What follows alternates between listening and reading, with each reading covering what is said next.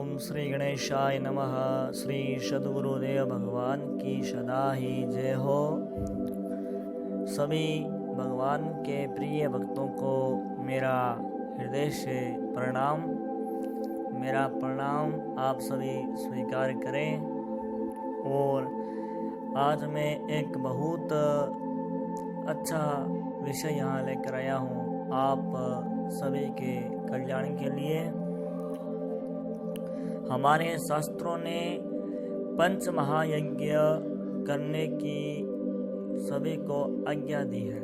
ये पंच महायज्ञ क्या है, इसे क्यों किया जाता है और इसके करने के कारण क्या है और कैसे करना चाहिए, ये सब बातें आज मैं आपको बताने जा रहा हूँ। सबसे पहले मैं आपको बता दूं कि श्रीमद् भागवत महापुराण में लिखा गया है कि जो मनुष्य इस लोक में बिना पंच महायज्ञ किए तथा जो कुछ मिले उसे बिना किसी दूसरे को दिए स्वयं ही खा लेता है, उसे कौवे के समान कहा गया है। वह प्रलोक में कृमि भोजन नामक निकृष्ट नरक में गिरता है। एक नरक है, उसका नाम है कृमि भोजन। वहाँ 1,00,000 लंबा योजन लंबा व चौड़ा एक कीड़ों का कुंड है। उसी में उसे भी कीड़ा बनकर रहना पड़ता है और जब तक अपने पापों का प्रायश्चित न करने वाले उस पापी के बिना दिए और बिना हवन किए खाने के दोष का अच्छी तरह शोधन नहीं हो जाता, तब तक वह उसी में कीड़ा बनकर कष्ट भोगता रहता है। वहाँ कीड़ा उसे नोचते हैं और वह कीड़ों को खाता है, यानी कि उस नरक में उसे भी कीड़ा बनना पड़ता है। कीड़ा बन के वो रहता है और जो कीड़े होते हैं वह कीड़े उसे नोचते हैं और वह अन्य कीड़ों को खाता है। ये पंच महायज्ञ न करने के वजह से, ये पंच यज्ञ करने के कारण हमसे ग्रस्त के घर में 5 ऐसे स्थान हैं जहाँ प्रतिदिन ना चाहने पर भी जीव हिस्सा होती ही है। ये मान के चलो जीव हिस्सा जरूर होती है हमसे।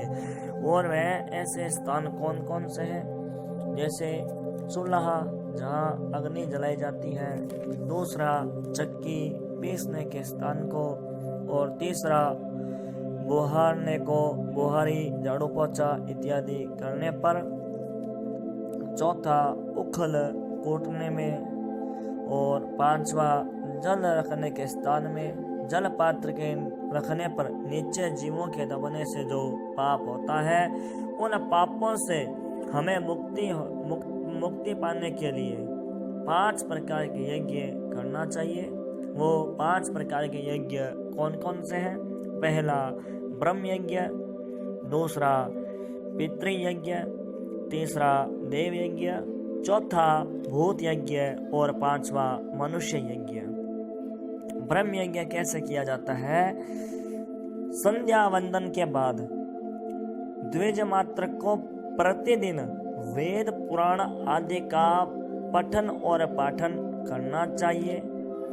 घर के अंदर जो भी ग्रंथ हो, धार्मिक ग्रंथ, श्रीमद् भागवत गीता, श्रीमद् भागवत महापुराण, रामचरितमानस, अन्य 18 पुराण में से कोई भी पुराण हो, त्रिकाल में गायत्री जप के बाद में इन वेदों को, इन पुराणों को पढ़ना चाहिए।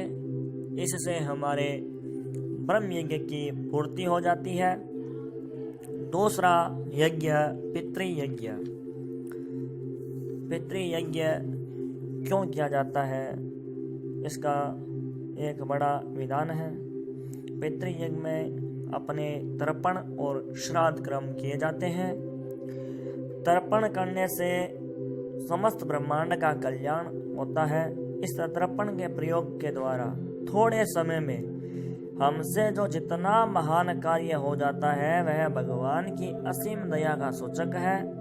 क्योंकि ऐसा विधान हमें उन्होंने कर दिया, इसलिए प्रत्येक अधिकारी को इसका अनुष्ठान प्रतिदिन करना चाहिए। तर्पण जो है प्रतिदिन करना चाहिए।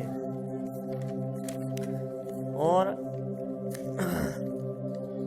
इसमें 3 तरह के तर्पण होते हैं, देव तर्पण, ऋषि तर्पण और पितृ तर्पण। इनमें सबको जलांजलि दी जाती है। तर्पण आदि कार्य करने से दूसरे यज्ञ की पूर्ति हो जाती है, पितृ यज्ञ जिसे हम कहते हैं। तीसरा देव यज्ञ। देव यज्ञ में क्या होता है, हमारे यहाँ पंच लोकपाल कहे जाते हैं, जैसे श्री गणेश जी महाराज, सूर्य नारायण भगवान, माँ दुर्गा, शिव और विष्णु। ये पंच देवता, पंच परमेश्वरी ने कहा जाता है। इनकी नित्य नैमित्तिक पूजा हमें करनी चाहिए। इनके पूजा का विधान है षोडशोपचार पूजा, पंचोपचार पूजा। 16 प्रकार के उपचारों से इनकी पूजा होती है और 5 प्रकार के उपचारों से भी इनकी पूजा प्रतिदिन करनी चाहिए। जैसे इन्हें जल चढ़ाना, पाद्यम, अर्घ्यम, आचमन्यम और इन्हें स्नान करवाना। उसके बाद में इनको वस्त्र देना, वस्त्र, उपवस्त्र। वस्त्र के स्थान पर हम मौली का तार तोड़कर भी चढ़ा सकते हैं। उसके बाद में इन देवताओं को जनेऊ चढ़ाएं। जनेऊ चढ़ाने के बाद में इन्हें तिलक लगाएं, चंदन आदि। चंदन के बाद में इन्हें चावल चढ़ाएं। चावल चढ़ाने के बाद में आप इनको धूप दीप आदि दिखा सकते हैं। और गणेश जी को दुर्वा चढ़ाई जाती है, इसलिए धूप दीप दिखाने से पहले आप गणेश जी महाराज को दुर्वा चढ़ा देवें। और मातेश्वरी को दुर्वा नहीं चढ़ाई जाती, इसलिए आप अन्य देवताओं को पुष्प भी चढ़ा सकते हैं। पुष्प चढ़ाने के बाद में, दुर्वा चढ़ाने के बाद में धूप दीप दिखाया जाता है। और धूप दीप आरती करने के बाद में इन देवताओं को भोग लगाया जाता है। भोग लगाने के बाद में इन्हें आचमन करवाएं। आचमन करवाने के बाद में एक फल चढ़ाएं। फल चढ़ाने के बाद में लौंग, इलायची या पान चढ़ाएं। और पान चढ़ाने के बाद में दक्षिणा चढ़ाएं। और दक्षिणा चढ़ाने के बाद में इन्हें दंडवत प्रणाम करना चाहिए। इस तरह से इन देवताओं का जो पूजन करता है, प्रतिदिन व्यक्ति इन देवताओं का जो पूजन करता है उसे देव यज्ञ का फल मिलता है। इसी के साथ में हवन भी करना चाहिए। पूजन करने के बाद में हवन करना चाहिए। हवन में अगर कोई मंत्र नहीं आता हो तो ओम गंगणपते नमः स्वाहा, ओम श्री दुर्गाय नमः स्वाहा, ओम विष्णवे नमः स्वाहा, ओम रुद्राय नमः स्वाहा, ओम ईश्वराय नमः स्वाहा। इस तरह से आप इनके नाम लेकर के और नमः का उच्चारण करते हुए, स्वाहा लगाते हुए हवन करें। हवन करने से भी हमें जो है देव यज्ञ का फल मिल जाता है। और चौथा जो यज्ञ है वह है भूत यज्ञ। भूत यज्ञ जो है इसे बलि देव वैश्य भी कहा जाता है। बलि वैश्य देव इसे भूत यज्ञ कहा जाता है। जिस तरह से व्यक्ति संध्या करता है, स्नान करता है, जब देव पूजा और वैश्व देव अतिथि पूजा, ये 6 नित्य क्रम माने गए हैं। अब वैश्य देव के संबंध में लिखा जा रहा है। जिस तरह संध्या न करने से पाप लगता है, वैसे ही बलि वैश्य देव न करने से भी पाप लगता है। भोजन के लिए जो हविष्यान घर में पकाया जाता है उससे वैश्य देव करना चाहिए। अभाव में शाक, पत्ता, फल फूल भी करें। गेहूं, चावल, तिल, मूंग, जौ, मटर, कंगुनी, निवार, ये हविष्यान है। इन्हें घी में, दूध में या दही में मिलाकर होम करें। और तेल आदि क्षार पदार्थ निषेध है। कोदो, चना, उड़द, मसूर और कुल्थी, ये अन्न भी इस कार्य में निषेध है। भोजन के लिए पका हुआ हविष्यानि बलि वैश्य देव का मुख्य उपकरण है, किंतु यदि कर्म की अबाधित आवश्यकता देखकर शास्त्र ने छूट दी है कि यदि पकाया अन्न सुलभ न हो तो कच्चे अन्न से, यदि हविष्यान्न न हो तो हविष्यान्न से, यदि अन्न सुलभ न हो तो फल फूलों से, और भी संभव न हो तो जल से ही बलि वैश्य देव करें। और इसमें बलि वैश्य देव में इन तरह से ये बलि वैश्य देव का मैंने आपको विधान बता दिया।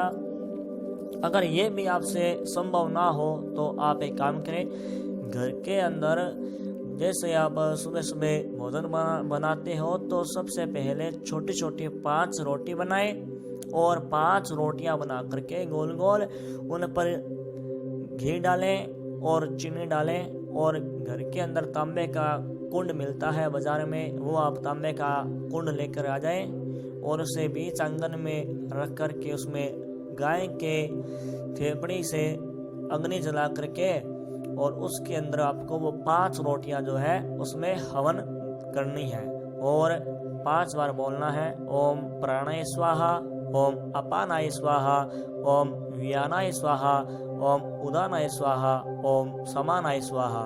इस तरह से भी आप इसे प्रतिदिन घर के अंदर ये हवन कर सकते हो। उसके बाद में आपको जल का छिट्टा देना है और भगवान नारायण को समर्पित करना है।